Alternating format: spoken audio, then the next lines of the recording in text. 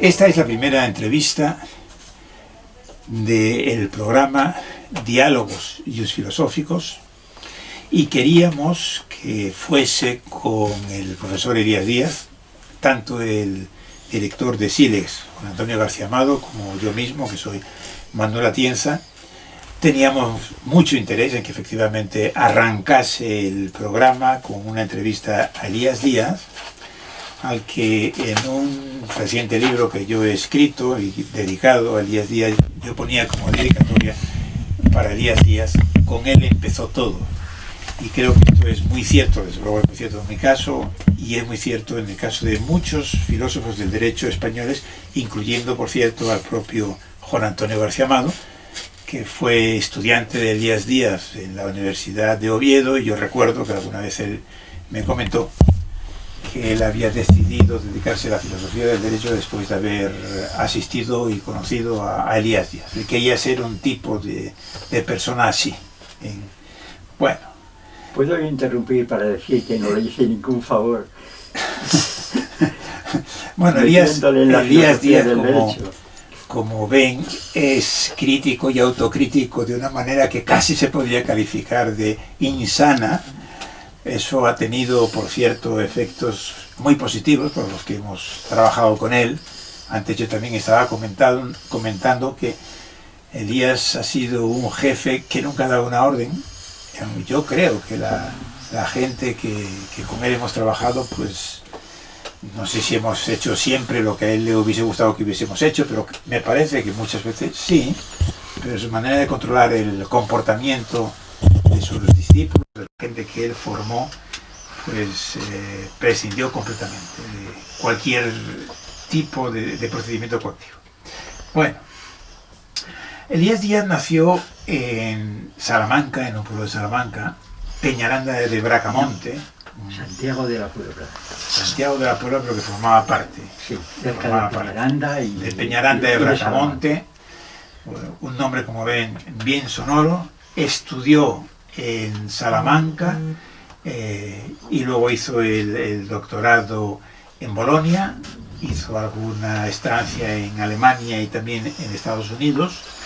Fue profesor en la Universidad Complutense de Madrid, en la Universidad Autónoma sobre todo, porque fue el fundador de uno de los más importantes departamentos de filosofía del derecho que existen.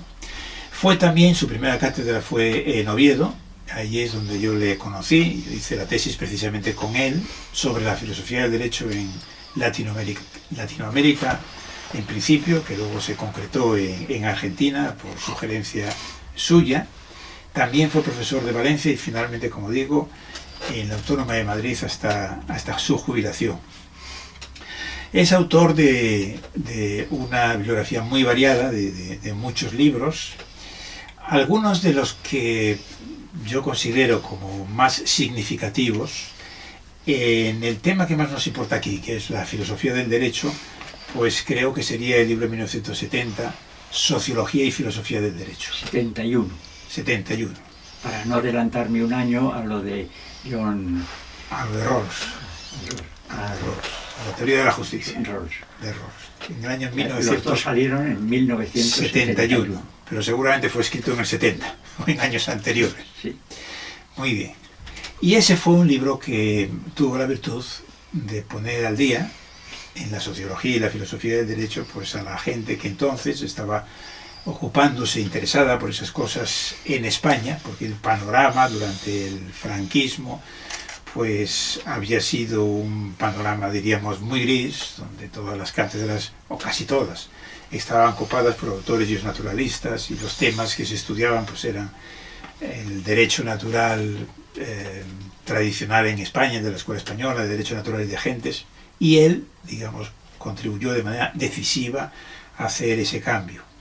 Anteriormente había escrito, en el año 66, un librito que fue importantísimo, Estado de Derecho y Sociedad Democrática, que luego tuvo muchísimas ediciones y que yo creo que contribuyó a formar políticamente, que diríamos políticamente en este caso significaba pues en el socialismo democrático, a mucha gente. Ese fue un libro, como digo, de gran influencia.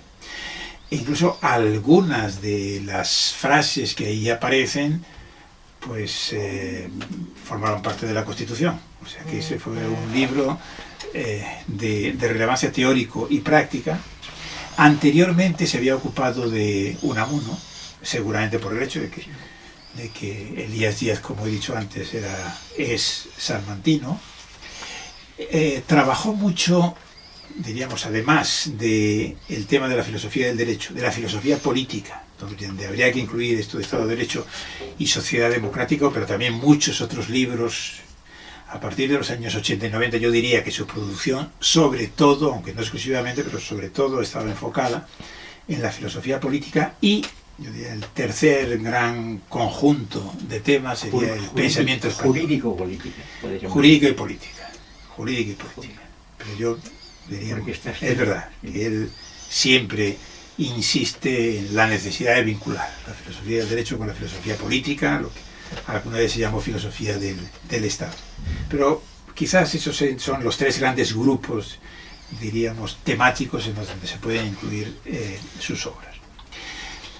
Estos programas de entrevistas van a estar van a girar siempre en torno a un libro o a algún trabajo.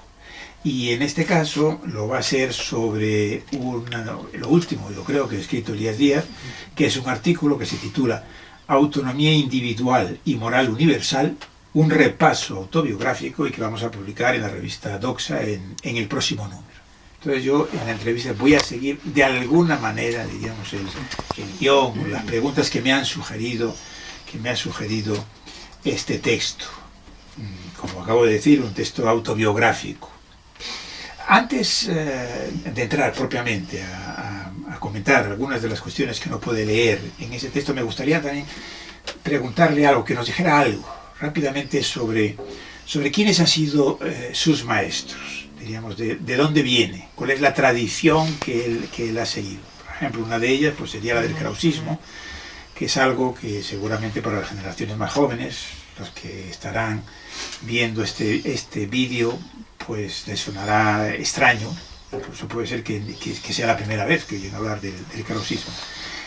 Yo diría que los grandes maestros o conjuntos, diríamos, de pensadores, en el caso de Elías Díaz estaría el krausismo español, Unamuno, naturalmente, y luego González Vicén, que es un filósofo del derecho de una generación anterior a la suya, muy poco conocido fuera de España, pero yo creo que realmente muy importante, y en su caso Aranguren, que también fue un filósofo de la ética de la generación anterior. Tierno Galván, como tuvo una trayectoria política, seguramente sea alguien que suene más, y Bobbio. No sé si me he dejado alguno, pero me gustaría que entonces se fuera diciéndonos así un poco. ¿Por qué es importante y si efectivamente tú consideras que estás en esa línea, en esa tradición? Sí, yo creo que los nombres que has mencionado, todos yo los reconocería como maestros míos y personas que han contribuido a formar lo que es el núcleo central, siempre en revisión personal, la autocrítica, como tú has dicho de uno mismo, que han contribuido a formar los principios fundamentales en lo que está también, digamos, enlazado este artículo del cual has hablado antes. Dinos algo, si puede ser así muy breve, de cada uno de ellos. Por ejemplo, de Unamuno, ¿qué destacarías? Entonces, claro, puede que me alargue demasiado, pero tú me vas interrumpiendo. Sí, Unamuno es fundamental porque yo nací en 1934 y en 1936 empezó la Guerra Civil y vivía en Salamanca. Unamuno fue el hombre central, ya tiene hasta su filmografía y libros y escritos míos, y Unamuno, todo lo que se hablaba de él en Salamanca en esos años, bien por experiencias mías, ya con unos años ya mayor, de 5 o 6 años, allá con el final de la guerra, o lo que se transmitía por la tradición familiar o de la ciudad de Salamanca, Unamuno fue no tanto, claro, esto hay que ir diferenciando cosas, no tanto un maestro, porque Unamuno era difícil decir qué maestro sería. El pensamiento de Unamuno es complejo, contradictorio y no es fácil ser discípulo de Unamuno. Lo que sí puedo yo decir en relación con esto es que el nombre de Unamuno fue en Salamanca, de la Guerra Civil, y los años primeros de los 40, alguien de quien en Salamanca no se podía prescindir, porque Unamuno, que había tomado posición, aquí ahorro muchas etapas de lo que yo digo en este trabajo, Unamuno había tomado posesión en Salamanca de su cátedra desde hacía tiempo, y en ese momento del año 36, pues Unamuno torpemente o confusamente aparece como avalando el golpe militar del 36. Unamuno, rectifica, como todos conocemos, en ese verano del 36, el símbolo es el 12 de octubre en la facultad, en la Universidad de Salamanca, y en Unamuno lo que se desconoce, esto no se va a ir mucho más tiempo, es que esa primera posición de Unamuno se va corrigiendo a lo largo del verano a través de contemplar cómo íntimos amigos suyos son asesinados por los militares alzados en el 18 de julio, y en el verano del 36 él va corrigiendo su actitud de ser claramente entonces contraria a la sublevación militar y de tomar una posición ya que yo estimo coherente de carácter liberal en el fondo, con sus complejidades, y de carácter crítico con todos los totalitarismos. Esos escritos de Unamuno del 36, que fueron conocidos tardíamente, yo los recojo también, hago referencia en este trabajo, y por tanto queda Unamuno como hombre básico. Siempre se me presenta a veces después, porque Unamuno y Ortega, bueno, bien, había que decir esto de que la influencia de Unamuno en Salamanca fue determinante en mi biografía, y eso queda por lo tanto anotado. En ese tiempo, como has señalado, pues todos estos maestros que has citado yo los reconocería como tales. Los que has mencionado. El krausismo español, ¿qué bueno, mensaje sí, vamos a ver, a las nuevas generaciones? El krausismo ya fue un poco posterior. Digamos, en Unamuno de Salamanca, de la Guerra Civil y de los años 30 y 40 fue anterior.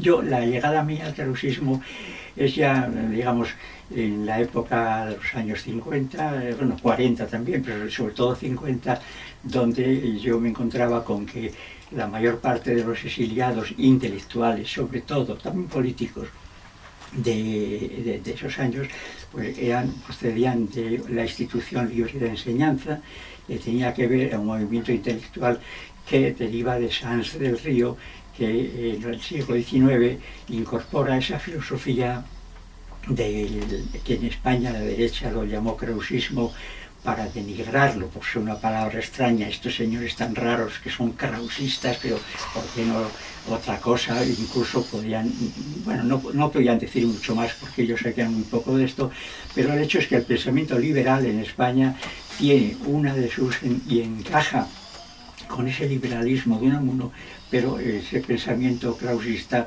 es una incorporación primero de los mundos exiliados de intelectuales del pensamiento liberal, entroncando con la institución libre de enseñanza, que es el núcleo y la institución fundamental que tiene lugar, digamos, como procedencia del llamado krausismo. O sea, sí, yo también anotaría los krausistas y el krausismo, la institución libre de enseñanza, el pensamiento liberal, como segunda fase de ese pensamiento que se inicia con Unamuno.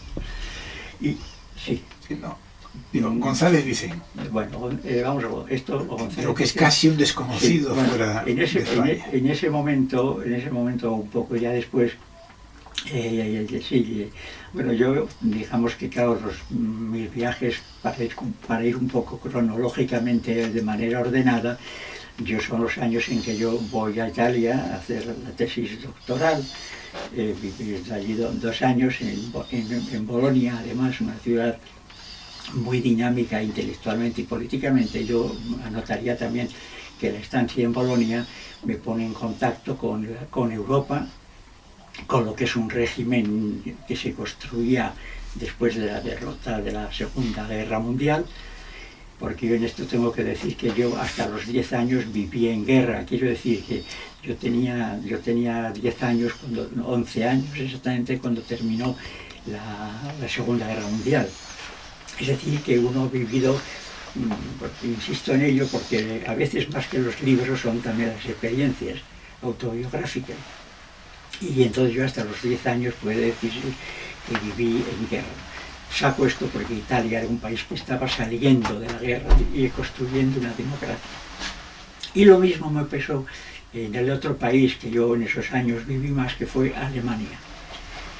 Que también había tenido una historia y una trayectoria que era similar a la de Alemania. Es decir, que autores de Alemania antifascistas, demócratas, socialistas, también en Italia comunistas, y después en Alemania con esos mismos caracteres, menos ya con el comunismo por la visión de la Guerra Fría y todo esto, pero fueron países y autores que a mí me influyeron.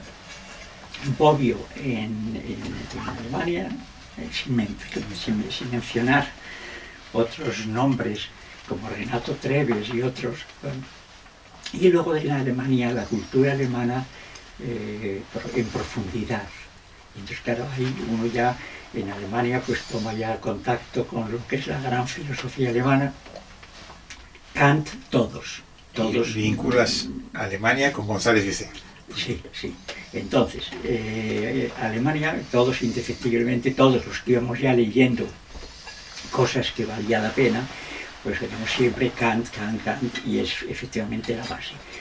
Yo también siempre reivindico un poco como correctivo, no sé si decimos correctivo o añadido a Kant, la figura de Hegel, que luego se ha utilizado menos, pero que en esos años tenía también mucha presencia, también porque, digamos, hubo una lectura hegeliana del marxismo, que en todos esos años, para los que no éramos adictos al pensamiento tradicional, es lo que bullía detrás de esa actitud. Bueno, pero no quiero, es muy difícil en pocas palabras y sintéticamente el reducir todo esto. Pero ese pensamiento en alemán, que pronto va a dar lugar a una conexión con la llamada Escuela de Frankfurt, por ejemplo, Jürgen Habermas y Bobbio. Yo diría que Bobbio, Italia, de alguna manera, la Escuela de Frankfurt, Jürgen Habermas en Alemania, constituirían las bases también de los autores y gentes o maestros, como me has preguntado. González Vicente. Bueno, pues González Vicente es el hombre que entra en medio de las lecturas alemanas. González Vicente, que había tenido una formación totalmente alemana, había sido depurado por el régimen franquista y estaba de catedrático en La Laguna. Bueno, había escrito cosas relacionadas con el pensamiento y la filosofía alemana, y yo, que siempre tuve también esa propensión, como acabo de decir, con la filosofía alemana, pues González Vicente se convierte efectivamente en uno de los maestros con correcciones, porque González Vicente, digamos, también tenía sus autodebates internos, ¿no? Pero en fin, el tener un autor que podía informarle a uno a fondo de la filosofía alemana, sí, contesto a tu pregunta, yo lo reconozco como, junto a Bobbio en Italia, etcétera, en Alemania, a través de González Vicente, de la Escuela de Frankfurt, no porque él fuera frankfurtiano, pero que sí te llevaba a lo que era más importante en ese momento de este pensamiento de la Escuela de Frankfurt. Sintetizo todo eso. Muy bien. ¿A Aranguren qué le debes a Aranguren? Bueno, aquí Aranguren vendría, como tú también has mencionado, a Tierno Galón, porque hay que situarse, claro, todo esto, la biografía resumida es precipitada, como yo estoy haciendo, pero querría recorrerla en su autenticidad. Tierno llega a Salamanca, Tierno Galván, que luego, claro, alcalde de Madrid, y un hombre que es más conocido por su labor, su tarea política que jurídica o filosófica incluso, pero hay un error en eso.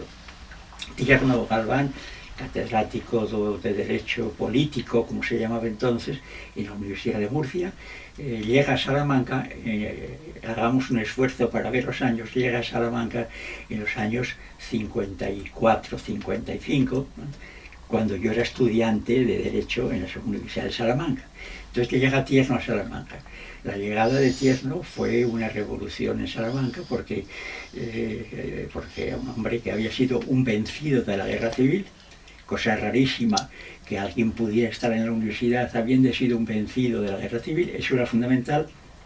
Dos, no era católico, más bien ya insinuaba y no ocultaba su agnosticismo, y era un pensador, un escritor de tendencia democrática, es decir, vencido de la guerra, no católico, agnóstico y hombre de ideas democráticas y de filosóficamente democráticas, pues en Salamanca en el año 54-55.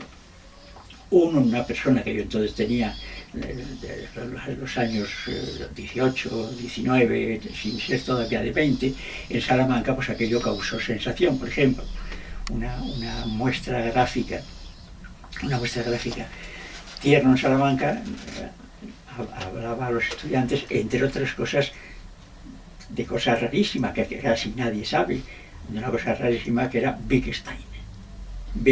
Claro, en la Salamanca de los años 50, pues era un hombre, bueno, todo Salamanca hablaba de él, claro, era como el malo de todo lo que podía ocurrirse, por lo que he dicho anteriormente, pero desde nivel más intelectual, pues era un hombre que nos introduce en la filosofía analítica, filosofía del lenguaje, la escuela de Viena, Wittgenstein, como he dicho, y en ese contexto es en el que yo ya tengo esa propensión también a esto. O sea, Tierno, un equidógalo, que acabo de decir antes, de Gonzalo Vicén. Y entonces, bueno, ese es el periodo de Salamanca, en el que yo tengo que decir luego que en esos años es cuando Ruiz Jiménez, en principio lo contrario lo contrario de Tierno Galván, es un hombre que ha sido ministro en la época, con el régimen franquista, que es católico y que era vencedor de la guerra. En ese momento, para los que oyen hoy, no pueden darse cuenta, bueno, no pueden, es difícil darse cuenta de lo que significa ser vencido o ser vencedor. Si eras vencido no eras nada, y Tierno logró salir de la nada. Y si eras vencedor lo tenías todo. Ruiz Jiménez llega a Salamanca, que yo le considero maestro también desde el punto de vista jurídico, pero también sobre todo desde el punto de vista humano. ¿Por qué digo, me meto aquí a Ruiz Jiménez con esta característica? Porque Ruiz Jiménez, yo mantengo que comienzo, cuando es cesado por el régimen de Franco, en el año 55, 56, pues Tierno Galván Ruiz Jiménez va a Salamanca a ocupar la cátedra que él tenía, pero que había estado excedente de ella por ocupaciones políticas. Y en Salamanca Ruiz Jiménez, primero, habría que ver, claro, no hay tiempo para que uno se ocupe de todo, pero lo que era la Salamanca entre Tierno y Ruiz Jiménez, vencido, vencedor, católico, agnóstico, demócrata y franquista todavía. ¿Y se llevaban bien entre ellos? Bueno, vamos a ver. Se miraban de reojo.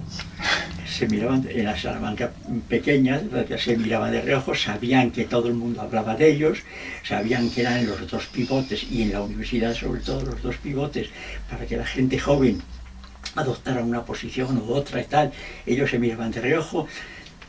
Tenían sus contactos también secundarios, por ejemplo, pues el Raúl Morodo con Tierno y si quieres incluso, no me importa asumir ese papel, yo con Ruiz Jiménez, pues yo empecé, tendría que haber dicho que yo cuando Tierno llega, antes que Ruiz Jiménez, 2 años antes que Ruiz Jiménez, cuando llega a Salamanca, pues que él convoca seminarios, clases, etcétera, y yo que no conocía personalmente a Tierno, pero sin embargo me aproximo, atraído un poco por lo que he dicho antes, de persona diferente en ese contexto, y entonces pues asisto a los seminarios de Tierno y en alguna manera, bueno, yo asisto y aprendo de todo esto en esos años. Cuando llega Ruiz Jiménez, yo, que era catedrático de Filosofía del Derecho, a mí me interesaba más la asignatura de Filosofía del Derecho que el derecho político de esos años, que tenía que estar uno disimulando más cosas. Bueno, entonces yo viví muy de cerca esa relación bipolar de Tierno y Ruiz Jiménez en Salamanca, que dio lugar a través de intermediarios. He citado a Morodo como el hombre de Tierno Galván. Bueno, pues yo diría que yo, como empecé a trabajar con Ruiz Jiménez, claro, cuando llegó de catedrático, yo estaba ya entonces en 5º curso de la carrera, terminando, y dice, hombre, es la ocasión, un nuevo catedrático de Filosofía del Derecho, con todo lo que suponía que, bueno, procedía, aunque expulsado o sacado del gobierno de Educación Nacional de Franco. Y puedo decir una cosa, que Ruiz Jiménez, que sabía en Salamanca, todo se sabía que yo era de los que asistía con Tierno Galván, hasta la policía le decía a mi padre, por ejemplo, ten cuidado, tu hijo que asiste a los seminarios de Tierno Galván. Y yo decía, sí, es verdad que asisto, y además estoy aprendiendo muchas cosas en la Escuela de Viena, la filosofía analítica, todo esto que he resumido con Wittgenstein, que he resumido con Tierno, ahí estaba. Y Ruiz Jiménez me acoge humanamente de manera gratificante para mí. Él sabía lo de Tierno, pero yo entonces, digamos, contribuí, saco todo esto porque yo y Raúl Morodo, yo lo hemos comentado después, ya cuando éramos mayorcitos, muy mayores, pues hemos comentado que la aproximación Tierno-Ruiz Jiménez también la hicimos mucho Raúl Morodo y yo, que éramos amigos. Si pasamos ahora al texto. En el primer apartado del texto... Si me permites, un minuto casi exactamente. Como estábamos con Tierno y Ruiz Jiménez, y eso que era Salamanca, tal, yo termino la carrera y en Salamanca Ruiz Jiménez pensaba volver a Madrid, como es natural en ese momento, que pensaba que él era catedrático de Salamanca, pero aspiraba a la cátedra de Madrid, y yo ya adelantándome también a esto, me traslado a Madrid, en el Colegio Mayor César Carlos, que es un sitio importante para la formación en esos años, y empiezo a estudiar filosofía pura en la Facultad de Madrid. Y ahí es entonces, en esa facultad destaca la figura de Aranguren, con el que yo empiezo a trabajar, hago amistad y le frecuencio con todas las clases y tal. Y es el que me dice, hombre, no vale la pena que hagas toda la carrera de filosofía para hacer filosofía de derecho, puedes elegir asignaturas, puedes elegir maestros, y entonces yo ya ahí es donde empiezo a trabajar en filosofía, digamos, porque ya que los anteriores, Ruiz Jiménez o Tierno Galván, eran más de filosofía política, jurídica, bueno, y con Aranguren empiezo a trabajar más seriamente, ya leyendo sus libros y hablando con él. Aranguren sería también maestro mío de ética y filosofía, donde yo aportaría y diría que mi formación filosófica, pues, con todas sus consecuencias, se llega a la filosofía a través de José Luis Aranguren y la ética, con lo cual yo completaría, y te facilito a lo mejor en ese sentido lo que me preguntabas antes, ahí se facilita un poco mi formación, difícil en esos años, pero mi formación en filosofía jurídica en la Facultad de Salamanca y filosofía política también en Salamanca con Tierno, y luego la filosofía pura, y la filosofía pura, por llamarla así, pura, y la filosofía ética con Aranguren. Ahí tenemos ya mi formación para poder hablar de estas cosas. Sí. Bueno, yo quería precisamente unirlo porque el primer apartado te lo titulas de la mediación como método de razón, y luego hablas que el intelectual como mediador, etcétera. Yo decía que tu papel también entre Tierno y Ruiz Jiménez de alguna forma es de mediador, y a lo mejor podríamos decir que es una aplicación de lo de Unamuno, no neutral, sino alterultral. Quizás merecería la pena que explicaras ese concepto de Unamuno, de eso de no neutral, sino alterultral. Efectivamente, aunque nos lleve un poco de tiempo a lo no jurídico, que Unamuno no era jurídico, pero era el hombre de Salamanca y uno de los de la guerra civil. Bueno, y entonces esto, Unamuno recoge en sus escritos como un periodista, simula que un periodista le dice en el año 35, cuando ya todo el mundo hablaba de que iba a haber una guerra y tendrá que haber una guerra, etc. Y un periodista dice, Unamuno me pregunta, pero usted, don Miguel, con la guerra que se aproxima, por de pronto atengámonos también a la responsabilidad de la gente, la guerra que se aproxima, y todo el mundo hablaba de la guerra que se aproxima como si la guerra fuera una cosa de broma o tal. Bueno, usted, don Miguel, en la guerra que se aproxima, subrayo esto, lo terrible que es hablar en estos términos, pensando en lo que vino. Usted, don Miguel, ¿con quién estará? Usted, como habla de unos, critica a unos, critica a otros, y ¿usted dónde estará en esta guerra? Usted será neutral, le dice el periodista. Dice, yo, neutral jamás. Porque neutral es el que está en medio sin preocuparse de las cosas y que no toma posición porque no se desentiende y, digamos, no dice esa palabra, pero sería una frivolidad ser neutral y en consecuencia. Entonces, ¿qué será usted? Dice, no, yo si acaso seré alterutral, que es la alterutralidad de Unamuno. ¿Qué significa? Con unos y con otros, uniéndolos e incluso, dijo en algún momento, confundiéndolos. Es decir, alterutralidad, viendo que aquella guerra loca que se viene, alguien tiene que hacer de unir a unos y a otros, fundirles y confundirles. Y en ese sentido uno cumple esa función, y claro, y eso es mediación. Eso es mediación. Y la mediación también, yo también lo sacaría aquí ahora, aunque no está en ese papel porque no da tiempo a meter todo, pero también diría que la función mía en Salamanca, entre Tierno y Ruiz Jiménez, fue mucho de mediador entre ambos. Al comienzo, o mejor dicho, el título de tu texto es Autonomía individual y moral universal. Y en algún momento dices desde la autonomía individual a la moral universal. ¿Nos podrías explicar lo que quieres decir con esto? Bueno, ahí como yo mismo digo, poniéndolo entre comillas, empieza el trabajo con esta filosofía.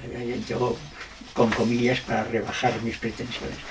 Pero yo partía de la autonomía individual porque es lo único que tenemos, y asumido, digamos, de manera menos dramática o menos filosófica, como yo mismo autobiográficamente. Es decir, todo parte para empezar a funcionar las cosas de todo tipo, intelectuales y políticas y jurídicas, jurídicas en el fondo de la expresión, todo parte de las actitudes y de los juicios de valor y de las posiciones de la persona individual.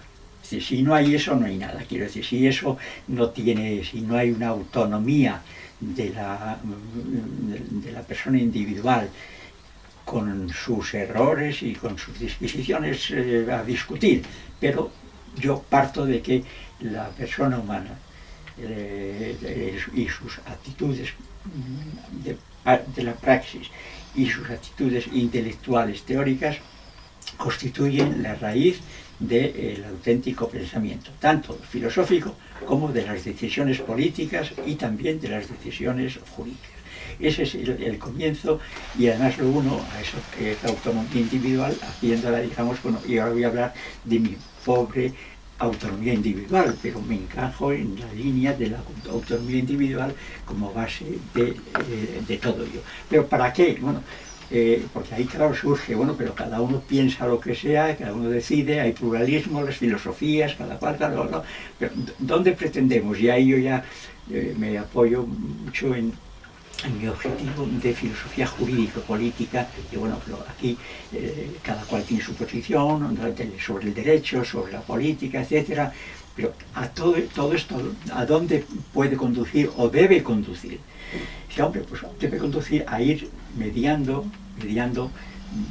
poniendo en relación posiciones diferentes.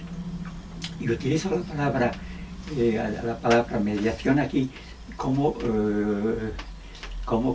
quería decir, el término de inteligencia, si se quiere, ¿no? La mediación es sinónimo de inteligencia en el sentido de conocer y en el sentido de ponerse en relación con otra posición. O sea, hay que ir avanzando en la objetividad, perdón, que no me salía la palabra, Sí. y avanzando en la objetividad.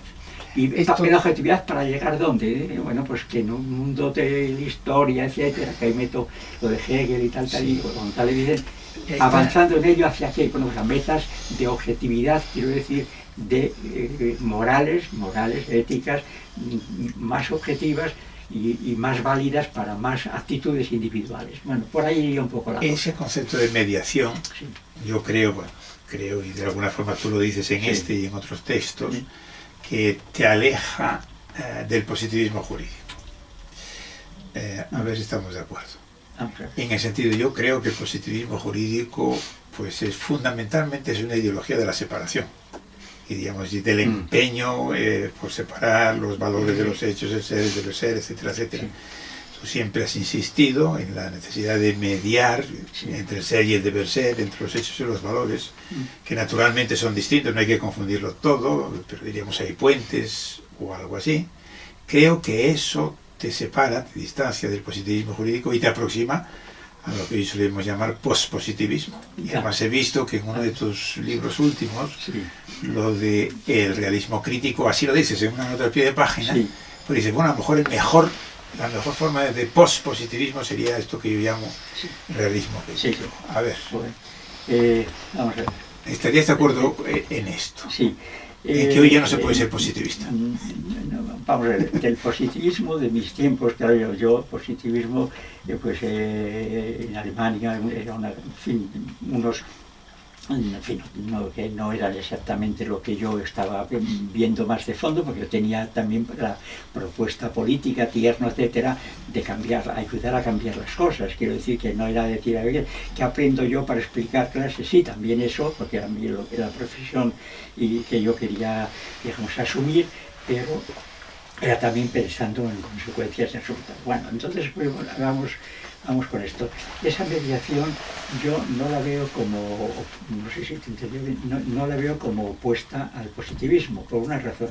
Porque el positivismo al que yo modestamente me adhería, con autores de los que empezaban a tener ya gran importancia en el campo estricto de la filosofía jurídica, siempre va unido a una teoría de la justicia.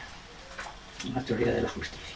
Es decir, y yo incluso ya en el libro mío de teoría de sociología y filosofía del derecho, ahí diferencio la teoría del derecho y teoría de la justicia.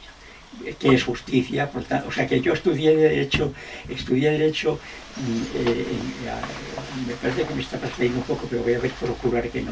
Yo estudié derecho para saber el derecho positivo, pero siempre pensando en que bueno, que el derecho no era cualquier cosa, era algo que podía saber como otras cosas, otras ciencias, en algo relacionado con la justicia, lo objetivamente justo o lo objetivamente ético.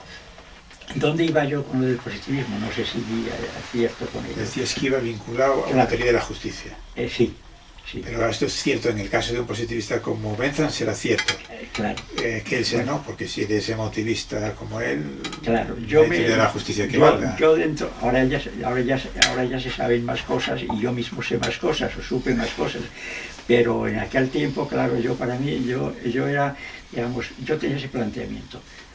Una teoría del derecho y también en el libro, el libro mío de el Estado de Derecho y Sociedad Democrática es el que ha tenido mucha fama y es el artículo 1 de la Constitución, ahora Moreso está recordándolo, que es el artículo 1 de la Constitución, el libro mío, pero ese libro tuvo una gran importancia y yo creo que sí, que la tuvo, grande, etcétera, y la asumo. Pero digamos, que si a mí me dijeras tú, como académico y como profesor de universidad, elige un libro, decía, hombre, pues si tengo que elegir uno solo, elegiría sociología y filosofía del derecho. Y ahí es donde llega pues, la diferenciación de que las dos cosas son necesarias, el derecho y la justicia. ¿Pero son necesarias y bien separadas o no? No, yo siempre digo que diferenciadas pero relacionadas. Para decirlo muy bien. Pero eso no parece una tesis muy positivista, ¿no? Bueno, vamos a ver entonces. Yo si me llamaría o si aceptaría que yo me parece bien del positivismo, cuando yo digo una cosa, que no sé si tenía razón, el derecho es el derecho positivo. El derecho es el derecho positivo, punto. Digamos, y por lo tanto, en ese sentido yo diría, no olvidemos lo que tú has dicho al principio, el derecho natural. El derecho es el derecho positivo, y por lo tanto yo ahí sí soy positivista, pero al mismo tiempo me dirá el objetante, bueno, pero estás diciendo la teoría de la justicia, y yo digo, bueno, es que yo soy positivista si decimos una teoría positivista del derecho que diga que el derecho es el derecho positivo, y que ese derecho positivo lo es, y esto ya no sé, bueno, lo es, aunque algunos consideren injusto, los naturalistas u otros, o algunos digan que no, que el derecho no es solo derecho positivo. Para mí el derecho es derecho positivo en el sentido, si se quiere, más amplio, pero positivo. Y por lo tanto, bueno, ¿por qué yo no era positivista del todo? A lo mejor se va por ahí tu observación. No era positivista del todo porque hay un positivismo formalista y estricto y en mi opinión erróneo de que cree que al decir que el derecho es derecho positivo que no hay nada más que hablar. No, hay mucho que hablar. O sea, un derecho injusto, estoy diciendo, en fin, aquí raro y todo, un derecho injusto puede ser derecho. ¿Cómo vamos a decir que el derecho de Franco, que era injusto, no era derecho cuando llevábamos 40 años aplicándolo? Pero en realidad hoy eso no lo niega nadie, ¿no? ¿Cómo? Bueno, hoy ya, pero en aquella época sí. Y además creo que incluso tú avisabas, y estoy de acuerdo contigo perfectamente, avisabas de que el derecho de que el derecho tiene, el positivismo formalista sería el que se queda en decir y por tanto no tenemos que saber más. No, la teoría de la justicia es importante y ya se decía, pero yo tenía que clarificarme y no sé si me clarifico y por lo tanto digo muy sentenciosamente, uno, que yo podía decirme sí, era algo positivista. Bueno, el positivismo tenía una tradición liberal, bueno, sí, pero yo era positivista en el sentido de que frente a los que dicen que el derecho injusto no es derecho, no, el derecho injusto es derecho, pero el derecho justo es más importante éticamente y políticamente que... Es que escribiste un libro donde recopilabas trabajos de crítica del derecho natural de Kiel, que recordar Bobbio, me parece que pasé tres, con una introducción larga tuya, etcétera, etcétera. Y en ese momento pues, significaba un poco lo que significaba. Pero ahora, es decir, quizás en tu último libro de Filosofía del Derecho, tú te autocalificas de realista crítico. E incluso dices que no eres positivista, por lo menos, no positivista de un cierto tipo, te aproximas a algo al positivismo normativista, pero yo insisto, ese énfasis en la mediación me parece que te aleja también del positivismo normativista.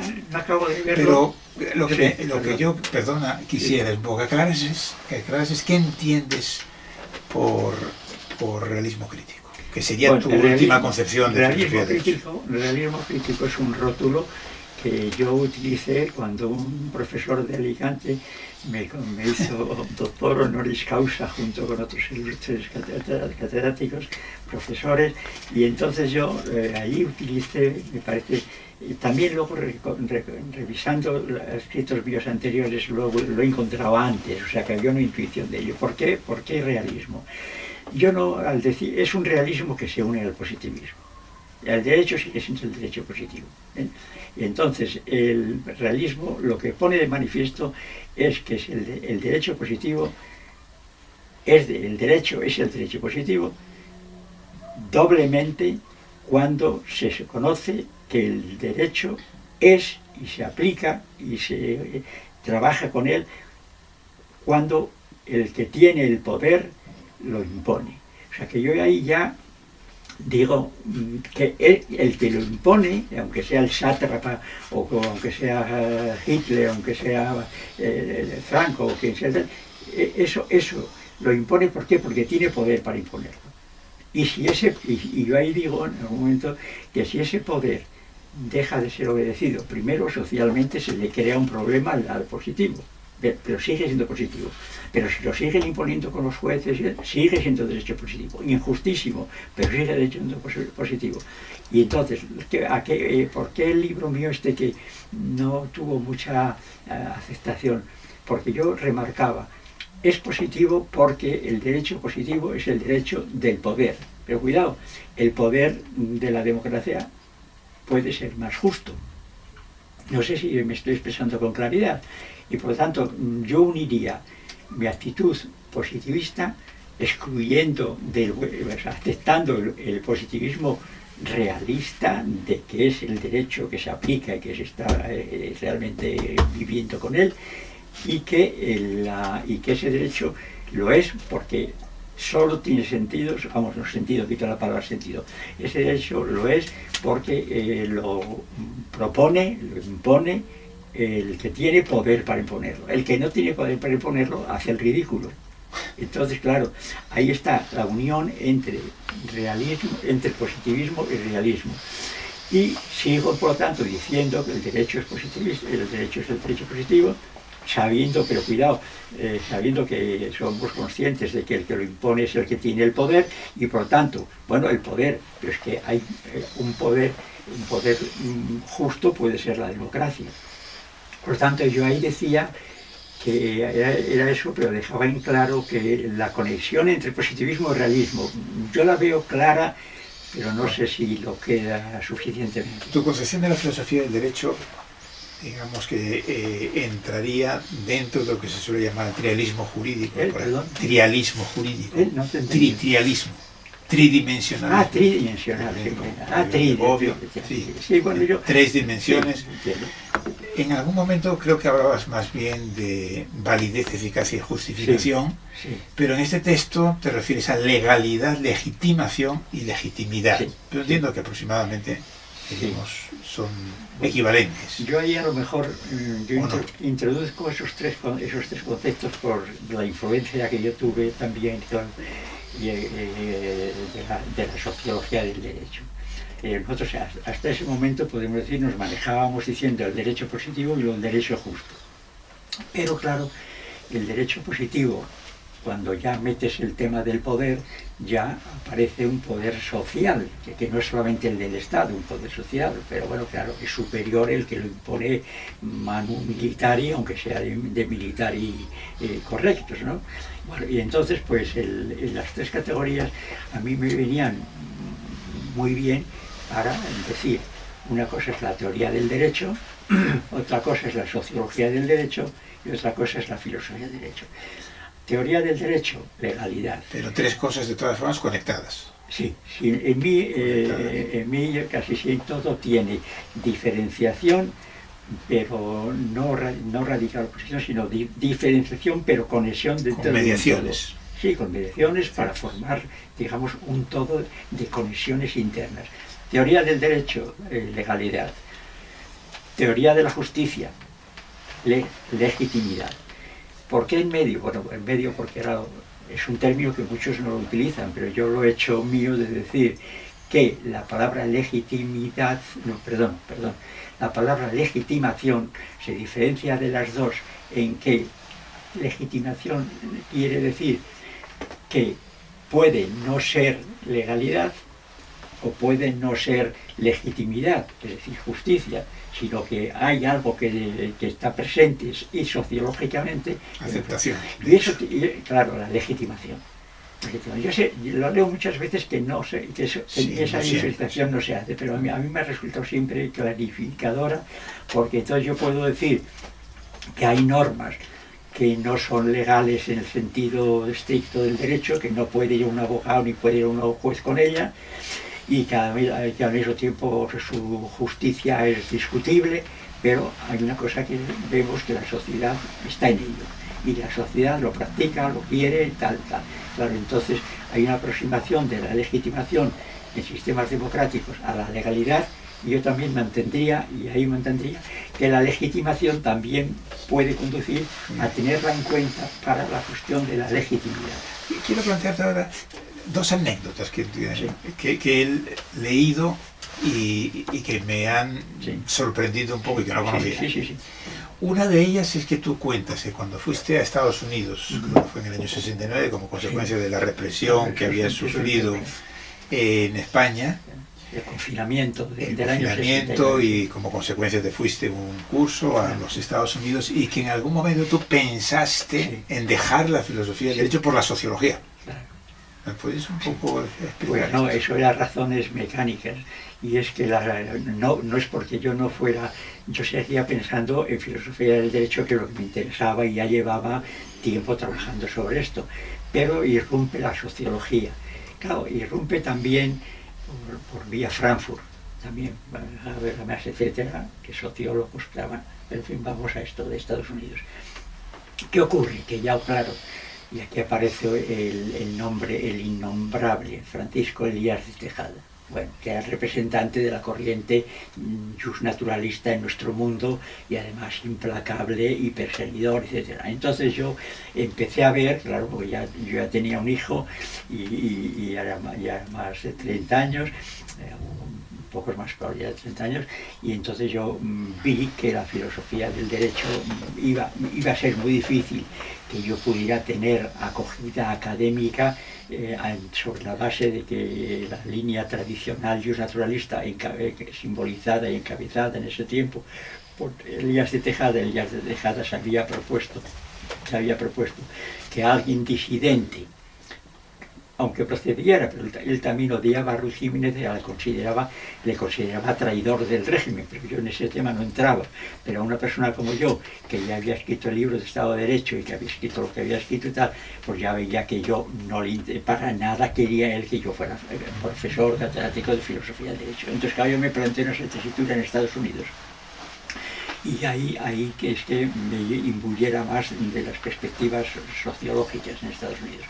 Pero entonces yo lo que sí me planteé, que en sociología del derecho, este justnaturalismo brutal del mundo jurídico, el mundo jurídico era más justnaturalista y represor, mientras que en sociología había más apertura. La gente joven, que eran coetáneos míos y que yo conocía y trataba diariamente, bueno, eran sociólogos. Era imposible que no les dejaran hablar en términos más modernos, porque era ya Inglaterra, era Estados Unidos, etcétera, sobre todo la gente que iba a Estados Unidos, y yo me planteé que, bueno, como la sociología a mí también me interesaba, y pues entonces, al hacer eso, me planteé sencillamente cambiar la orientación. Y visto ahora retrospectivamente, ¿crees que fue bueno para ti no tener que abandonar la filosofía del derecho? Yo creo que fue bueno que siguiera la filosofía del derecho. Sí, porque la sociología, que es interesante, pero primero no era lo que yo quería. Yo tenía la beta esa ética de la moral universal, ¿cómo lo llamo ahí? La moral universal. La moral universal. Bueno, entonces yo esa meta la tenía, porque yo sí entré en derecho, hombre, yo tengo un expediente académico jurídico impecable, pero siempre estudié derecho, no olvidando que eso, que era derecho, podía ser injusto, y que era injusto en España de Franco. Y por eso hice esa cosa con la sociología, pero lo dejé enseguida, y tengo que decir que ahí también me animó mucho con el que yo trabajaba, que era Ruiz Jiménez, que había tenido su propia evolución interna también, Ruiz Jiménez. La otra anécdota que nunca te lo había oído mencionar y me llamó la atención. Pero fue provechoso en Estados Unidos, porque yo allí sí asistía a conferencias, a clases, y leí cosas de sociología de derecho. Pero tengo ahí mismo los libros. Lo que quería preguntarte es que tú en algún momento dices que conociste a Fuller, que fuiste alguna. Sí. sí. Sí. ¿De qué manera? ¿Fue alguna fue conferencia o algo así? Fue lo siguiente.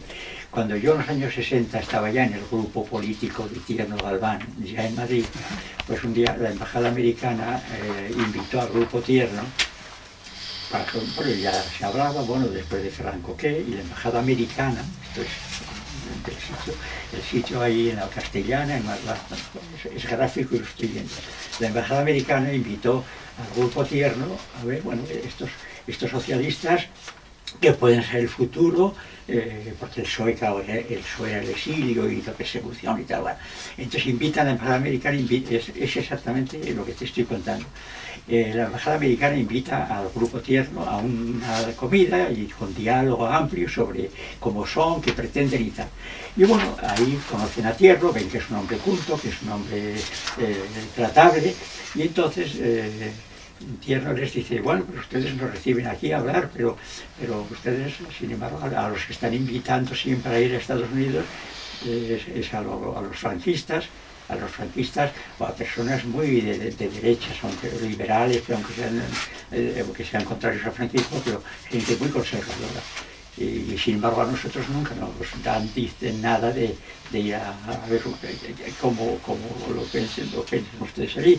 Y entonces el que presidía por la parte americana aquella comida dijo, ¿ustedes aceptarían una invitación nuestra a Estados Unidos?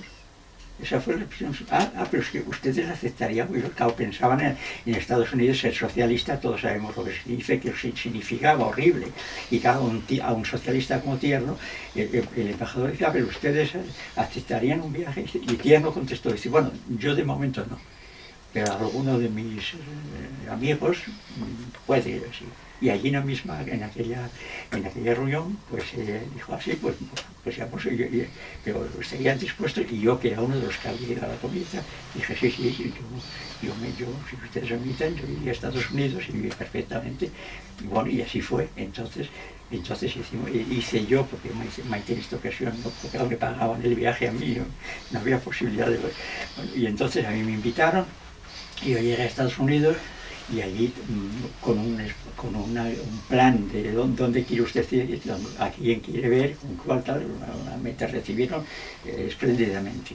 ¿Y tú fuiste? Bueno, y entonces yo fui a ver a dos sectores de gentes. Uno, españoles exiliados, que no es el tema ahora, bueno, pero en diferentes universidades. Resaltaría la de Juan Marichal, que estaba en Harvard, y yo fui profesor a Marichal, pero también a otros exiliados españoles.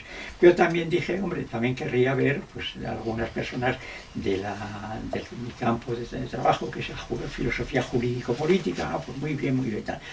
Y entonces un internacionalista me habló de McDougall, que también estuve con él, que por cierto McDougall era un hombre importantísimo en el campo de las relaciones internacionales.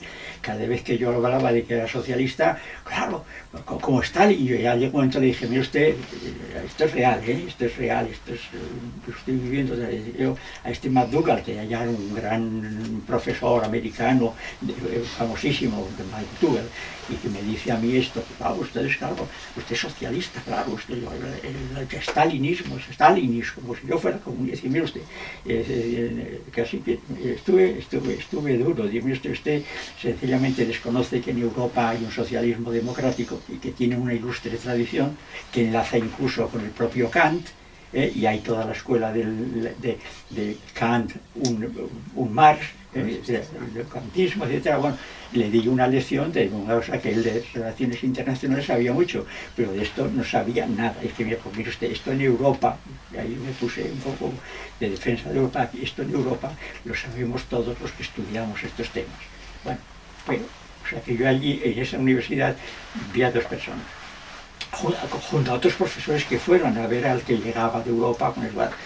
A McDougall, digamos que lo gané clarísimamente. Dialécticamente. Y también pedí ver a Fuller, porque era el que estaba de profesor allí, y con este yo fui más de oírle, de hablarme, etc. ¿Qué impresión te hizo Fuller? Vamos a ver, a lo mejor ahora ya lo deformo con el tiempo, porque yo luego no he vuelto a él, pero yo lo encontré como un poco, digamos, de un naturalismo diferente al español, por supuesto.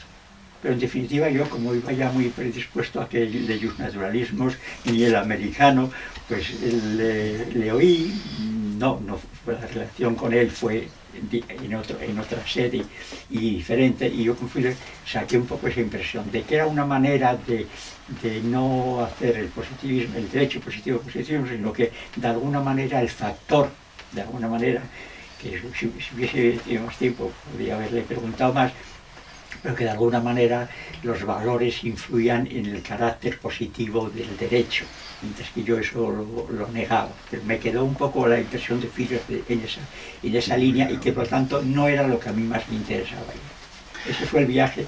Estuve un mes en Estados Unidos y me moví por todo el país. Por cierto que ahí, no tiene que ver, pero es importante, ahí pues Marichal en Harvard pues me atendió Juan Marichal y me puso en contacto con, claro, que para mí era casi más importante que estas otras visitas, muy importante, con exiliados españoles en América. Es una cuestión también que quería plantearte, porque yo creo que tú has tenido una evolución que en ese sentido es parecida a la de Bobbio, sí. Incluso diría que aquí a la de Capella, en el sentido de que en algún momento, digamos, sí, os interesó más la filosofía política que la filosofía jurídica. Yo es que siempre lo uno. Pero lo unes, pero aún uniéndolo, yo diría que tus intereses sí, en los últimos sí, pero mira, la política es, a mí me gusta la jurídico-política porque la jurídica es de orden y eso es seguridad. Es decir, las normas son las normas y esto tal, y por lo tanto si es buen derecho, eso va a misa, está muy bien. Y la política, yo intuía y luego con Tierno, vi Tierno del que he hablado muy bien en esta sesión, pero Tierno y los tiernistas solían decir mucho, hacer esto, vamos a hacer esto, ¿no? Una operación de algo, vamos a entrevistarnos con tal, porque conviene.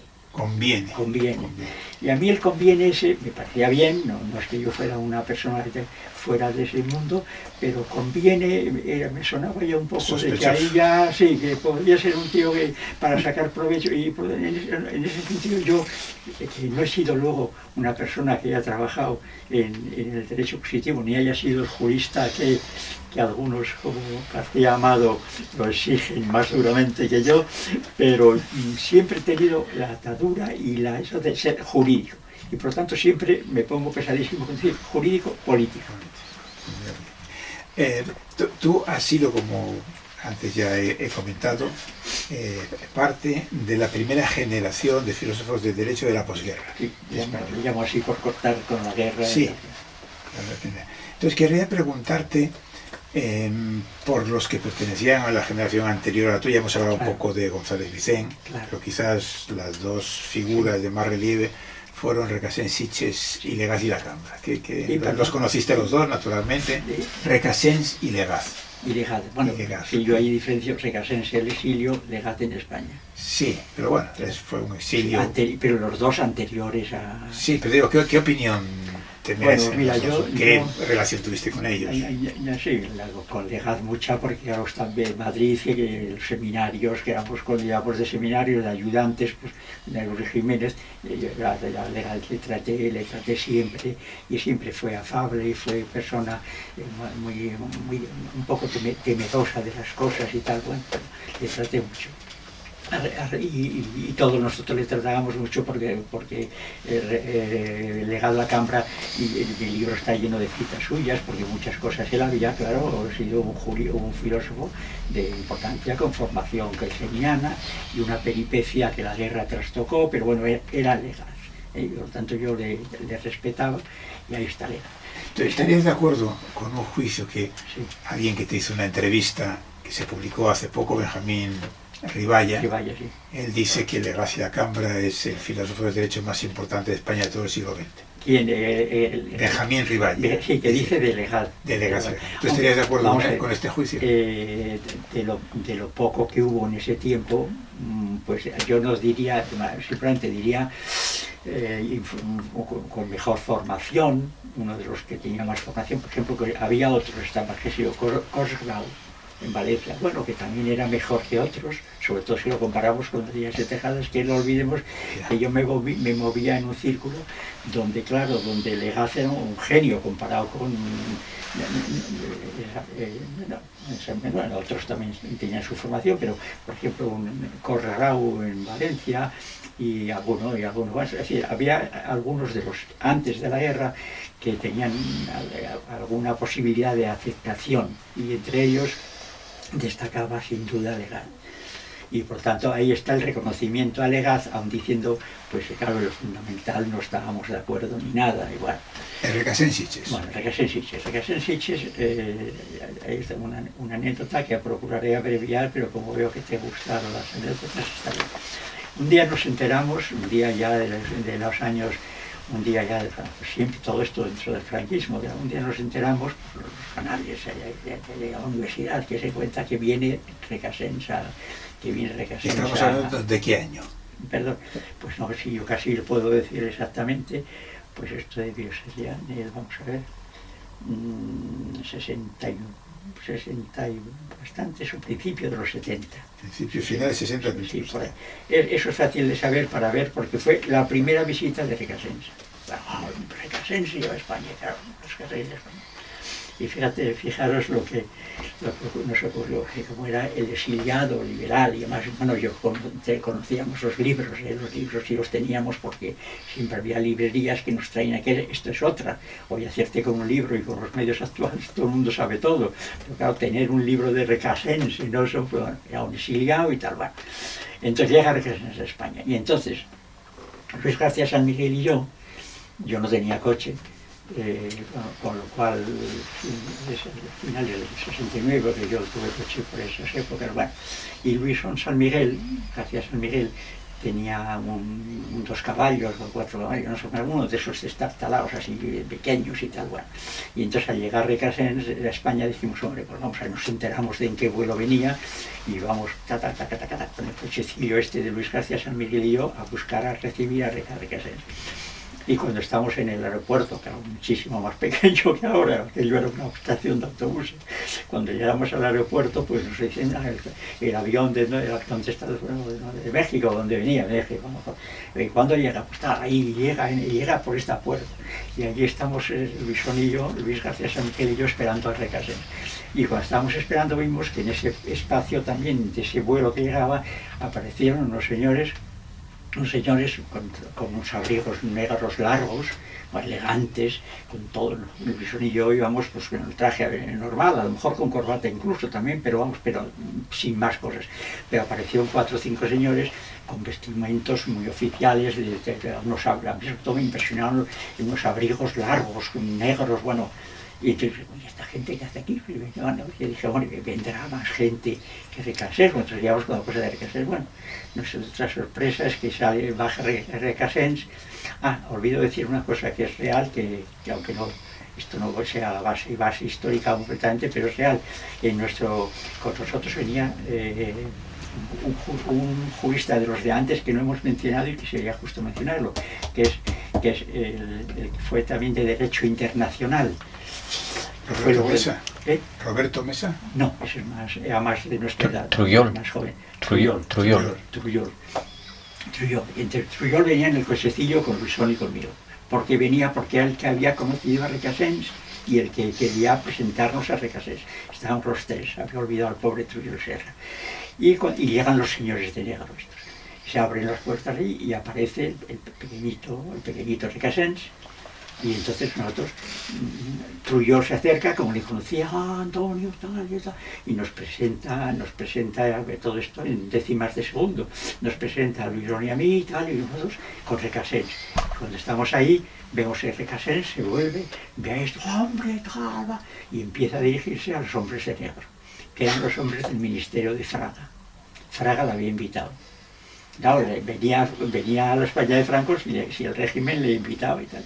Y a Recasens, no quiero ser malévolo, pero Recasens lo invita a este hombre Y entonces hay una escena que es cinematográfica, y es que, entonces claro, ya nos le arrebataron, ya le diría a Trujillo, bueno, ya nos veremos y no sé qué, nos le arrebataron los hombres de negro y le metieron en un cochazo de estos de oficiales, y entonces nosotros salimos con nuestro cochecillo y hay una escena cinematográfica, y es que nosotros, como habíamos salido ya enseguida desilusionados, pues nos montamos en el cochecillo de Luis García San Miguel, pum, pum, pum, y volvíamos por la carretera para Madrid, con la frustración y de repente vemos que nos adelantan dos cochazos enormes,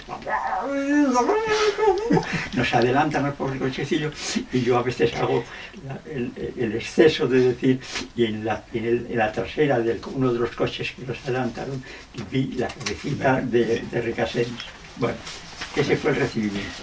Y hay una cosa también que es, claro, bueno, el régimen lo intentó manejarle, pero bueno, también fue invitado a las conferencias. Y yo un día, Ruiz Jiménez, y esto, ya que estamos en el tema de Recasens, no hay más remedio que decirlo, pasaron días y tal, él daba conferencias y tal, y un día Ruiz Jiménez le invitó a darle una conferencia, y yo fui con Ruiz Jiménez a recogerle en el hotel en que estaba, pues cerca de la ciudad universitaria, y en el coche de Ruiz Jiménez, esto es completamente verídico y completamente real.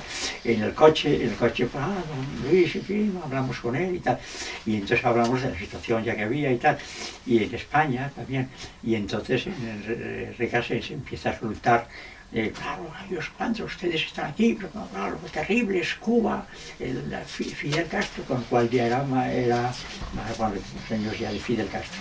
Y entonces empieza a poner a Cuba como el comunismo total. Claro, nosotros, hombre, también un poco obviamente pensábamos en una Cuba diferente en esos primeros momentos, eso era comunismo. O sea, Recasens lo que no era casi todo era ya comunismo. Y a partir de ahí, la verdad es que ya Recasens dejó de tener un atractivo para nosotros, porque claro, era así todo lo que no era Fraga, que le había invitado, y el franquismo incluso, que intentaba en su fase final ser un poco, no era muy difícil ser un poco menos canalla que en los primeros años de la guerra, de la posguerra, pero ya Recasens, bueno, sí, seguimos tratándole, pero de Recasens para mí bajó bastante en mi consideración. Pero cuidado, los libros, yo seguí leyendo, los libros que teníamos al alcance de la mano eran de españoles, los libros de Legat y el libro de Legat y los de Recasens. Pasando a una cuestión completamente distinta. Tú te has calificado siempre, y cuando digo siempre yo creo que es pues desde los años 50 o algo así, de socialista democrático. Sí. Antes has comentado tú mismo que en Estados Unidos socialismo se identificaba con estalinismo, etcétera, etcétera. En los últimos tiempos también en Latinoamérica socialismo, diríamos, es una mala palabra. Entonces, influencia yanqui, entonces. Quizás también tenga que ver con el chavismo y cosas así. De tal manera que, digamos, quienes son afines a tu punto de vista ideológico tratan de evitar hablar de socialismo democrático y suelen hablar de liberalismo igualitario. Sí, Garzón Valdés y el propio Nino, a veces. Sí, bueno, Nino, claro, Nino se murió en el 93. Yo le traté mucho a Nino. Hace mucho tiempo, claro. ¿Qué te pareció? ¿Qué dirías tú? Es decir, es una palabra que hay que desterrar del léxico filosófico yo creo que no. Otra cosa es que luego haya que explicarle, etcétera, y que haya socialismos comunistas tiránicos y tal, pero claro que yo, como le dije a Führer, pues no tenemos nada que ver con ellos, porque hay muchos socialistas kantianos en Alemania, pues eran socialistas, y que incluso marxistas, dentro del marxismo una lectura humanista más cercana incluso a Kant. Ahora, yo qué diría hoy a los de Latinoamérica, pues que no se dejen contaminar, y que yo creo que en Estados Unidos la palabra socialismo sea nefanda, imposible de hacerla circular. Hay escritos de por qué, yo creo que yo lo recogí en un folleto que publicó Antropos hace tiempo, que decía, ¿por qué no hay socialismo en Estados Unidos y tal, ¿no? Pues es imposible hablar de eso en Estados Unidos. Y yo en Latinoamérica, yo lo que diría, si todavía hay tiempo para ello, ya si los formados en Estados Unidos no la admiten de ninguna manera, pero por ejemplo la posición con el que hemos mencionado, ¿no? Antes, Nino. ¿Cómo? ¿Con Nino? Con Nino y con el otro, con nuestro amigo, ¿cómo? Vázquez. ¿Y cómo? Vázquez, Rodolfo Vázquez. No, pero Gargarela. Ernesto Garzón. Ernesto Garzón, ¿no? Bueno, entonces yo con estos, sí, cuando lo hemos hablado, digo, bueno, mira, un liberalismo igualitario, pues está muy bien, ¿no? Recuerdo una cosa que tuvimos en la Fundación Mar, hablamos de ello, digo, porque dices el socialismo, dices liberalismo igualitario con socialdemocracia, pues porque yo con frecuencia decía, bueno, la socialdemocracia son los aledaños o el objetivo de lograr un socialismo democrático, digamos, pero bueno, yo me reconozco en socialdemocrática cada vez más en esos años, y entonces digamos que las distancias no eran grandes. Yo decía del liberalismo porque el liberalismo igualitario tenía dentro una contradicción, desde que el liberalismo es muy de mercado, y claro, la diferencia con la socialdemocracia es que yo daba y doy, pero sobre todo en aquel tiempo, bueno, pues también hoy más importancia a lo que puede y debe hacer el Estado. O sea que sí, mercado, pero un mercado regulado por el Estado y tal.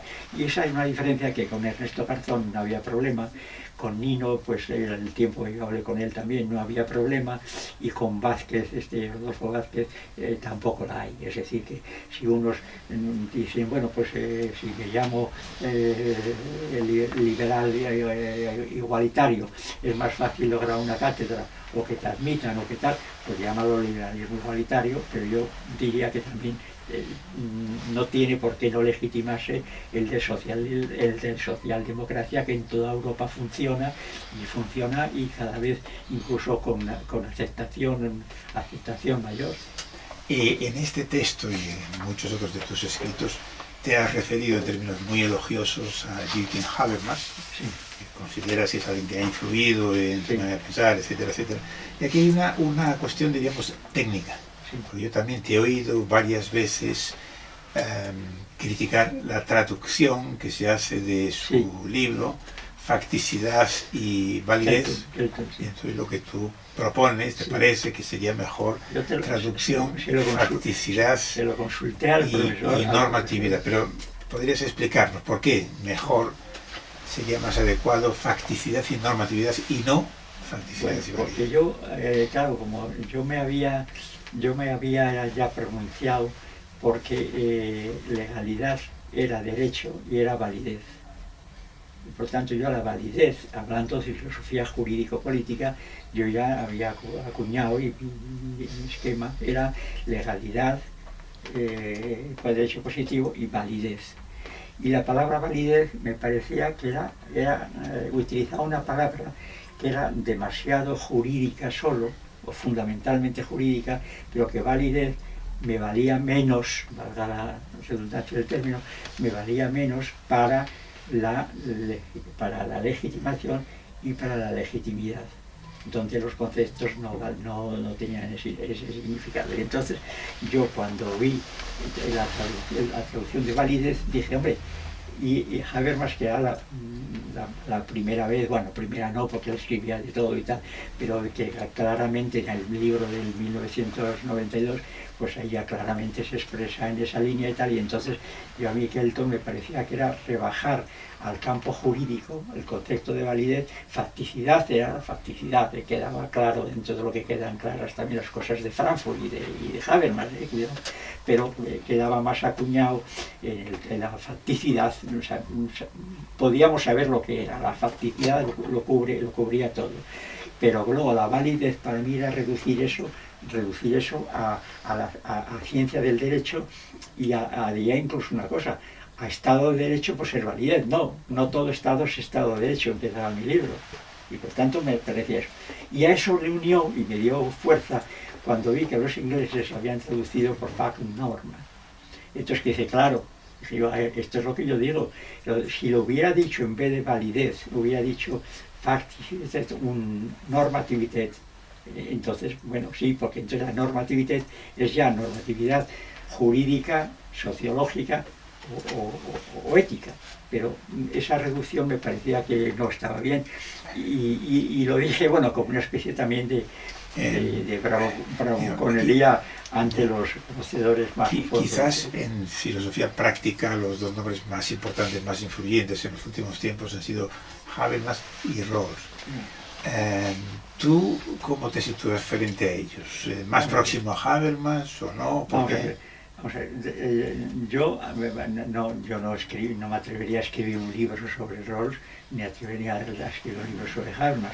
Los dos los conozco, pero no suficientemente, o sea que los conozco, pero claro, ya la edad iba avanzando y ya, amigo, de estos tochos, de estos pueblos alemanes y tal, lleva su tiempo, Habermas y tal, y lo mismo en el inglés, aunque yo para leerlo hago, pero en Estados Unidos. Yo de los dos los tengo ahí juntitos. Y en esa estantería está Habermas y en la de más abajo está Rawls. O sea, que están ahí y estoy leyendo y tal. Y por tanto, ¿por qué me sentiría yo más cerca de Habermas? Hombre, porque había más tradición de izquierdismo. Claro, antes del 71 yo a Rawls no le conocía. Yo conocí a Rawls cuando publica su justicia, ¿no? Entonces yo no lo conocía, Rawls que lo publica el mismo año que yo, esta Sociología y Filosofía del Derecho, que ahora veo que lo ha resaltado Moreso en un congreso que va a haber sobre Rawls en Cataluña. Y me lo ha enviado a través de Paco Laporta, esto de Moreso, que me une ahí a... Bueno, se ocupó nada, yo ignorante de Rawls en ese momento, se publicó en el 71, el mismo año que el libro de Rawls. ¿Por qué más Habermas? Aún reconociendo a Rawls, sobre todo porque le conozco menos y le respeto, aunque solo sea por las dimensiones que tiene. Más cerca de Habermas, porque Habermas, estas cosas, a veces los juristas, y no solo los juristas, los intelectuales o los académicos, despreciamos las cosas más, digamos, de la vida diaria y de la historia. Yo ahí meto mucho a la historia porque creo que una de las cosas que falta en Estados Unidos es más historia. Yo, por ejemplo, Fuller o Dougal no tenía ni la idea de la historia en España, en Europa. Bueno, ¿a dónde voy con esto? Voy a que más con Habermas, porque primero, Habermas nace en el 29, es importante. Rawls nace, no me acuerdo la fecha, pero es ya una generación anterior. Uno está en un país Estados Unidos, donde no se ha preocupado nunca de relacionar con España y no sé cuántos. Alemania, aunque también yo ahí le hago, hasta que no lea algunas cosas más, incluido este libro, no podría decir esto, pero yo a Habermas me molestó ver, claro, que Alemania, un tío que ha nacido en el 29, y yo en el 34, es decir, son solo 5 años. Que hemos vivido lo de la guerra civil, Unamuno y todo esto, ¿no? Entonces, claro, que estos alemanes, que yo conocí de pequeño por las calles de Salamanca con la Cruz de Gamada, porque estos permanecieron allí y vivían además en el mismo barrio donde yo vivía, entonces, claro, que estos señores de la Cruz de Gamada, que ayudaron a Franco a ganar la guerra, posiblemente de manera decisiva, y que estos señores progresistas, como Habermas, en las cosas que yo leo de Habermas, claro, él fue de joven llevado a las juventudes hitlerianas, no ninguna responsabilidad porque era joven, pero hombre, después, incluso en este libro del que estamos hablando, no hubiera pasado nada porque Habermas se enterase qué pasa en España. Pero ¿por qué no lo hacen? No lo hacen porque entonces desde Alemania, porque España no cuenta. Entonces tenemos que ser conscientes que de ahí mi interés en que siempre las cosas que tienen que ver con España, porque España no cuenta. O sea, hay anécdotas que todos conocemos de gente que iba a dar una conferencia, no aquí solo, sino en Argentina, y que le recibía maravillosamente, o también en España, y el tío aquí hablaba de España, hablaba y que en la conferencia metía cosas de España y tal. y entonces los que le habían invitado, ingenuos, cuando luego esto lo publicaba en Alemania o en inglés, eso desaparecía, España no aparecía para nada. Bueno, entonces yo voy ahí a que Alemania tiene esa perspectiva más cercana, primero de edad. Habermas nace en el 29, o sea, es de nuestra generación, unos años,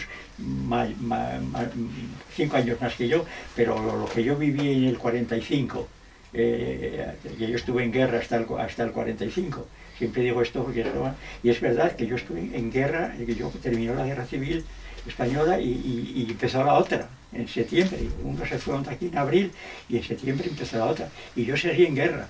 Yo recuerdo que de pequeño, yo en algún sitio lo he contado, y luego fui en Berlín a ver el sitio que yo viví en esos años hasta los 11 o 12 años y tal, hasta los 11 realmente, y luego me quedó el recuerdo de que escuchábamos en Salamanca, vamos, lo que se podía escuchar, pues lo conectaban con la Radio Nacional, y había una cosa que a mí me impresionó muchísimo, porque me decía, aquí Berlín, aquí no diría la Deutsche Fernsehen, diría la emisora, tal. Aquí Alemania, esta es la voz de Alemania, aquí Berlín, esta es la voz de Alemania para España. Y a mí aquello me dejaba sobrecogido. Quiero decir que, bueno, Alemania era un país, lo mismo que Italia, que habían sido referentes nuestros. Y sin embargo, Rawls era un señor académico de no sé qué país, en Minnesota o en Ohio, no sé dónde, que para mí era la China, en que no me decía nada, ni había historia ni nada. Por lo menos a los de la Escuela de Frankfurt se les puede hacer crítica, o Habermas se les puede hacer crítica de que no hablen de lo que hicieron en España, pero que es que los americanos hasta en el 23F, pues el Estados Unidos seguía diciendo que sea un asunto interno español, ¿no? Tengo dos preguntas más para terminar. La primera, habíamos dicho, tú formas parte de la primera generación de filósofos del derecho de la posguerra, eres maestro reconocido por todos nosotros, etcétera, etcétera. Y luego habría habido pues otras 2 o 3 por lo menos generaciones de filósofos del derecho. Digamos, otras 2, ¿no? Por lo menos vosotros y lo que pueda venir. De acuerdo, por lo menos. No, mi pregunta es, ¿qué piensas sobre cómo ha evolucionado la filosofía del derecho en España y lo que conoces en Latinoamérica? Has hablado también, aquí hablas en algún momento del giro hacia lo anglosajón, escolástica, analítica, etcétera, etcétera. ¿Qué piensas sobre yo pienso a lo que has dado lugar? Vamos a ver, yo creo que ha habido un alejamiento de la preocupación, vamos a ver, habría que matizarlo, de la preocupación, no, porque a lo mejor se llevaba y luego eran gentes que escribían artículos en periódicos, como tú hiciste durante mucho tiempo, o Paco Laporta, que lo hace. O sea que no es que digamos, no, es que no se despreocupan del país, no, pero que la filosofía jurídico-política se va haciendo más analítica. Yo, la analítica, siempre digo, el análisis es fundamental, es el estudio de las cosas concretas, es decir, para analizar. Yo ahora cuando me analizan, voy a la analítica, que voy todos los meses, voy a la analítica, pero claro, lo que me miran es individualmente cómo está la cosa. O sea que yo sí a la analítica, pero la filosofía analítica, y esto viene desde la época del hiernismo, había una tendencia, el círculo de Viena, etcétera, había una tendencia a reducir la analítica, a reducir la filosofía a la filosofía analítica y análisis. El análisis es imprescindible, el análisis es imprescindible, pero no puede ser toda la filosofía, porque junto a los análisis de cosas hay, pues, bueno, propuestas de valores que la analítica dice, bueno, tiene los ejemplos de Salamanca, como las cosas, decía, yo solo constato hechos. No sé, no es que la frase era mejor, pero trayéndolo de Wittgenstein, estos son los hechos. Yo no hago juicios de valor, solo constato hechos. Claro, en la época de Franco constataba hechos terribles, pero en otros momentos, si no haces juicios de valor, a lo mejor te dan mejor el camelo analítico, ¿no? Y ahí yo en eso, por ejemplo, constataría que la filosofía jurídico-política se ha enfeudado un poco al pensamiento anglosajón.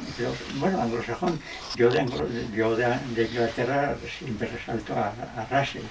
A mí Russell me parece una, cada vez más, incluso Bertrand Russell me parece una figura central en todo. Y sin embargo, pues la filosofía jurídica anglosajona, pues yo digo a veces de escolástica anglosajona y esto, y que se ha ido un poco en esa dirección, lo cual está bien conocerlo, pero excesivamente, lo cual hace que te aparta de la historia un poco, ya menos historia y menos preocupación por la realidad concreta. Claro, años en que se está construyendo la transición. Claro, cuando Franco se podía hablar más de filosofía analítica, porque no afectaba tanto. Con eso no digo que los que lo hicieron como Capella fuera más fácil, pero sí era más fácil, y el libro de Capella sobre la analítica del lenguaje nadie lo censuró. El librito mío del 66, lo primero que hizo Fraga es secuestrarlo. Bueno, quiero decir que, contestando a la pregunta que dices, uno, que la analítica sí, pero la filosofía analítica, el análisis sí, pero la filosofía analítica, bueno, hay que hacer esa crítica.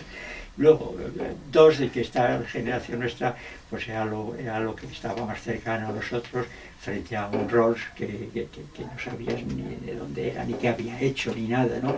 Y entonces eso te alejaba. Y yo, mi experiencia americana es que sí de sociología, pero que teoría jurídica pues no me interesaba tanto. Entonces me preguntabas, esta generación vuestra, como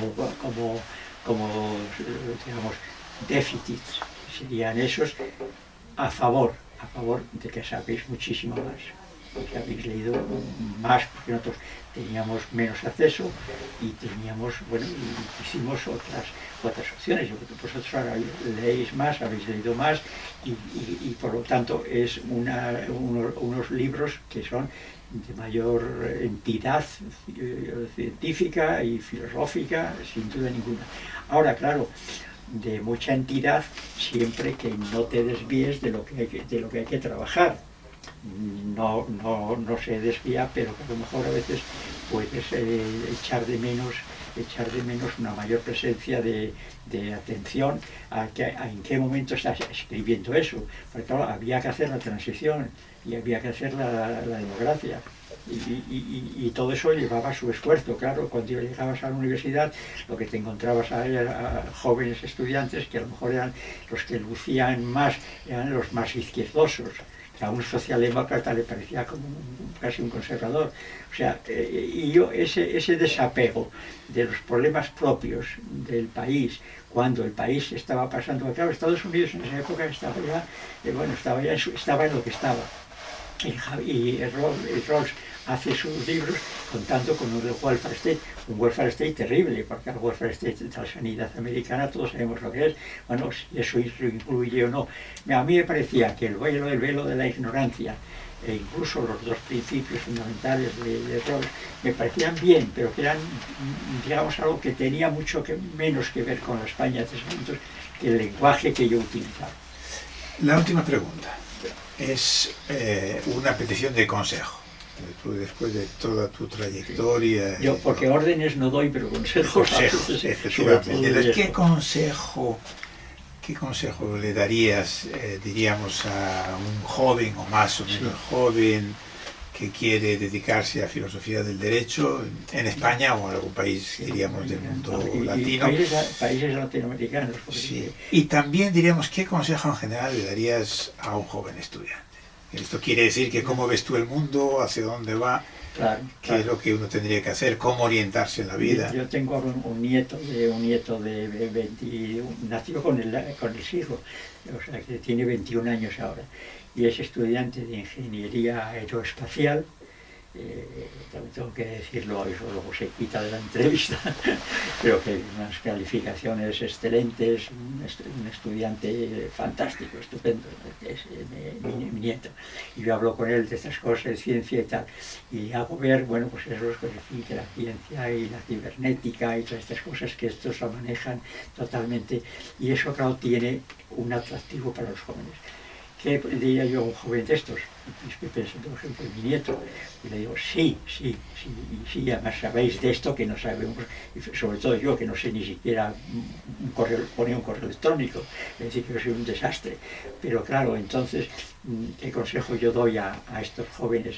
Y es el joven de 21 años, de excelente calificaciones y estudios y sabiduría de todo lo que significa las ciencias naturales. Bueno, y tú tienes a tu hijo Manuel, si no me equivoco, Miguel, perdón, en las mismas categorías, pues diría que sí, que todo eso es fundamental, que hay que seguir tal. Hombre, pero ya estos son simplificaciones mías.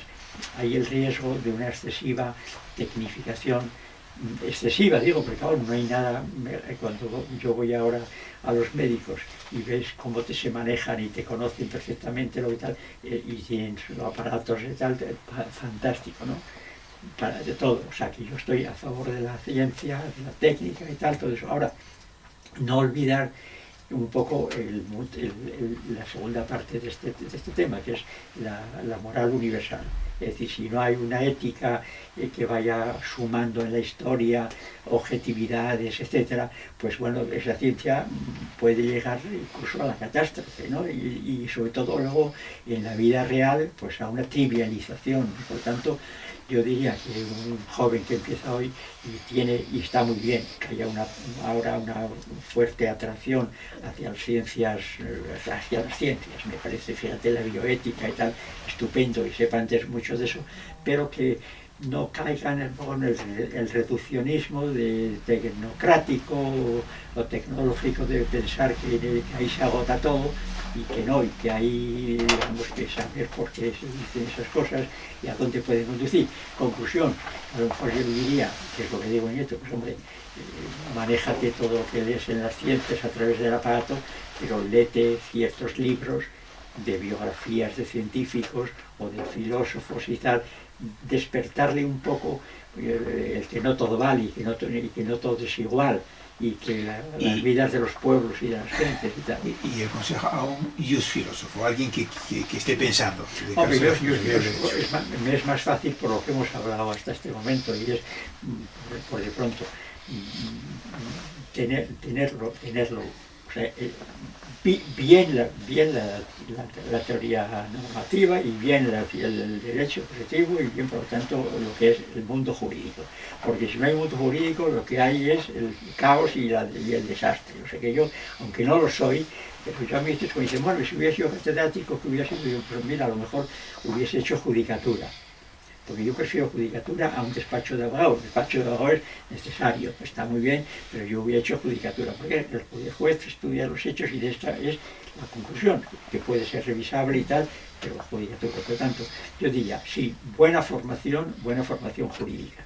Que yo la tuve, porque tuve maestros, no hemos mencionado aquí a Antonio Neca, por ejemplo, Antonio Neca, que se enfadó conmigo porque no me había pasado yo a penal, y me dice, Eduardo Jiménez no le gustó nada, también por razones políticas, a lo mejor Antonio Neca, pues estaba, a mí en derecho penal me habría apoyado el hombre todavía, y un gran catedrático, y otros de derecho, bueno, o sea, sí, y a fondo la ciencia jurídica, sin llamarla dogmática, la palabra no me gusta, pero bueno, pero sí la teoría jurídica y la ciencia jurídica.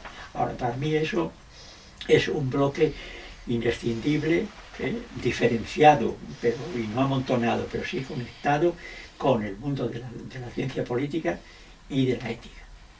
Y, digamos, eso constituye, por lo tanto, leer de todo eso, yo diría a un joven, me parece que es consejo y que es fundamental.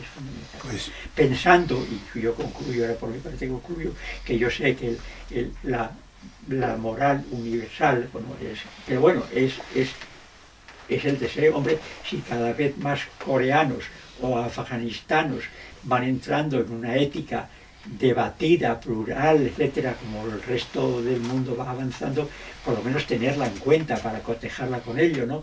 Y en ese sentido, decir, el tener, si se quiere, la utopía, pero bueno, de avanzar hacia una moral universal, me parece que sería importante. Muchas gracias y damos por terminada la entrevista. Gracias a vosotros.